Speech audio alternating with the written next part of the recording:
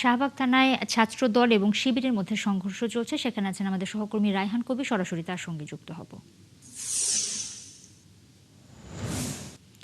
রায়হান, কি নিয়ে আসলে এই সংঘর্ষ শুরু হয়েছে? এখন সেখানকার কি অবস্থা, যদি বিস্তারিত বলেন।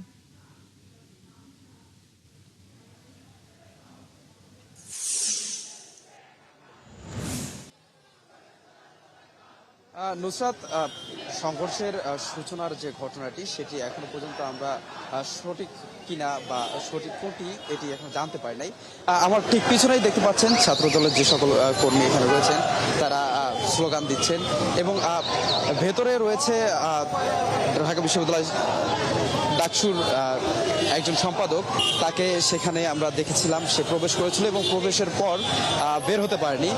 আমরা এসে যতটুকু জানতে পেরেছি, শিবির এবং ছাত্রদলের মধ্যে ধাওয়া পাল্টা ধাওয়া হচ্ছিল কোনো একটি কারণ নিয়ে। আমরা এখনো তাদের ছাত্রদের সঙ্গে কথা বলার চেষ্টা করছিলাম, এখনো কিছু সঠিকভাবে জানতে পারি নাই।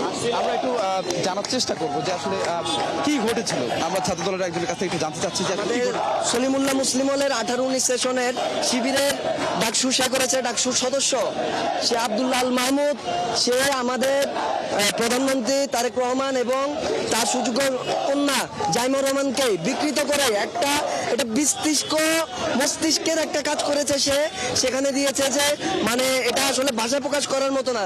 জাইমুর রহমান এবং তারেক রহমানকে বিকৃত করে সে একটি পোস্ট দিয়েছে এবং এই জায়গা থেকে আমরা আসলে বাংলাদেশ জাতীয়তাবাদী দল সবসময় গঠনতান্ত্রিক সমালোচনার পক্ষে সবসময় ছিল। আমরা উদারনীতি সবসময় চেয়েছি এবং আমরা গঠনমূলক সমালোচনার পক্ষে ছিলাম। নুসরাত, ঠিক থানার ভেতরেই একটু আগেই বলছিলাম যে এখানে ডাকসুর একজন সম্পাদক রয়েছে, এবি জুবাইর, যে সমাজসেবা পদে যে রয়েছে, সে থানার ভেতরে রয়েছে এবং তাকে ঘেরাও করে আমরা দেখছি যে ছাত্র দলের যারা রয়েছে তারা তাকে অনেকটা ঘেরাও করে রেখেছে এবং কিছু কিছু নেতাকর্মী ছাত্র দলের তারা এই মবটিকে কন্ট্রোল করার জন্য তাদেরকে সরানোর চেষ্টা করছে এবং এটি আমরা আসার পর থেকে মোটামুটি বেশ কয়েকবার একই ঘটনা আমরা দেখতে পেরেছি। যতটুকু আমরা শুনেছি, শিবির অভিযোগ করছে তাদের গায়ে হাত অবধি তোলা হয়েছে এবং কিছু সাংবাদিক তারাও অভিযোগ করেছে যে তাদের গায়ে হাত উঠানো হয়েছে। আমরা একজন শিক্ষার্থীর সঙ্গে একটু কথা বলে জানার চেষ্টা করবো যে আসলে তারা কি ঘটনা দেখেছে, তারা কি দেখেছে, কি হয়েছিল।